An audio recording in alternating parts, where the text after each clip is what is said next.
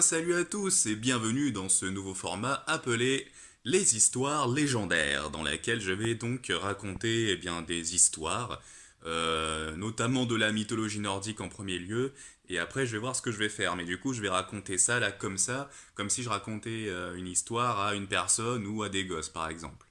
Ne vous sentez pas infantisé pour autant. Infantilisé? Infantile. Merde. Bon, dans tous les cas maintenant, vous savez de quoi ça va parler, et sur ce, sans plus attendre, c'est parti. Notre histoire commence avec un petit loup nommé Fenrir. Fils du dieu Loki et de la géante Angrboda, Fenrir grandit à Asgard, mais il y avait un problème, même deux en fait. Le premier problème, c'était qu'il grandissait à une allure phénoménale, si bien qu'en l'espace de quelques années, il devint gigantesque.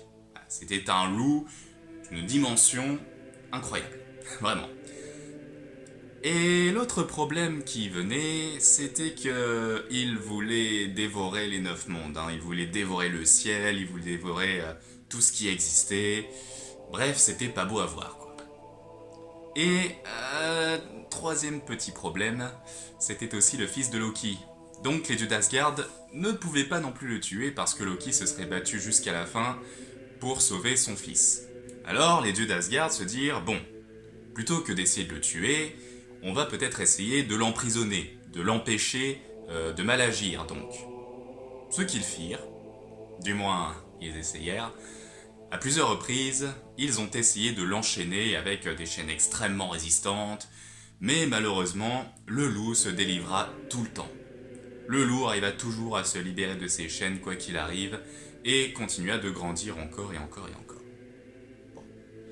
Alors, les dieux d'Asgard se dirent, bon, on n'arrive pas à l'enchaîner, on peut pas le tuer, qu'est-ce qu'on peut faire? Et puis ils ont une idée. Ils vont voir les elfes noirs. Alors les elfes noirs ne sont pas très bien réputés et ils ont des petites altercations avec les dieux As. Mais bon, les dieux As en même temps à l'époque, on va dire qu'ils se fritaient un peu avec tout le monde. Ils se croyaient un peu au-dessus des lois, tout ça, bon c'était les dieux As quoi. Mais étonnamment, les elfes noirs finirent par accepter d'aider les dieux. Et donc, ils créèrent cette fameuse chaîne qu'ils appelaient Gleipnir. Cette chaîne, dotée de plusieurs ingrédients étranges tels que le son d'un pas de chat, des racines d'une montagne, le crachat d'un oiseau, l'empreinte d'un loup, d'un ours, pardon, pas d'un loup, l'empreinte d'un ours, et bon, je ne me rappelle plus par la suite parce que c'est très complexe. Bref, passons. Seulement, il y a quelque chose d'étrange avec cette chaîne. Elle ressemble à un ruban, plus qu'à une chaîne. Et oui, cette chaîne est totalement un ruban. Mais les elfes noirs, ils disent que ce ruban est censé être indestructible. C'est Gleipnir, on ne peut pas briser ce ruban. Alors, les dieux As dirent, bon bah très bien, on a le ruban, on a ce qu'il faut pour enchaîner le loup maintenant, bah manque plus qu'à aller l'enchaîner. Bon. Alors, par la suite, les dieux As vont vers le fameux loup, et donc, ils lui proposèrent un marché. Le laisser tranquille, si en retour, il ne mange pas ce qu'il veut manger en fait, si clairement il ne tue pas tout le monde. En gros, voilà, c'est un marché équitable, oui, c'est écoute, on te laisse tranquille si tu ne bouffes pas quoi.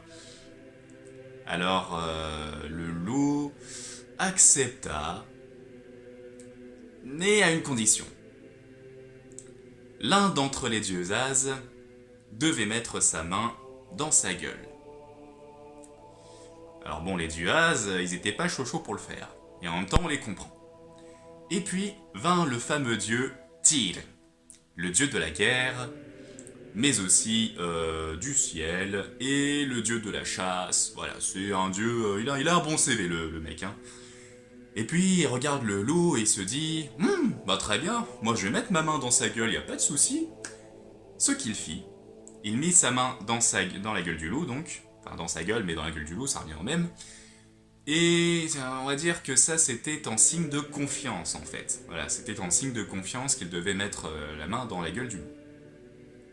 Mais pendant qu'il mit sa main dans la gueule du loup, les Duas, pendant ce temps-là, étaient en train d'enchaîner le loup avec le fameux ruban Gleipnir. Et le problème étant que le loup a fini par se rendre compte qu'il était piégé. Et donc, il ferma sa gueule, tandis que la main de Tyr était toujours à l'intérieur de sa gueule. Bon. Malheureusement, Tyr perdit sa main. Mais il était trop tard pour le loup, car il était déjà enchaîné.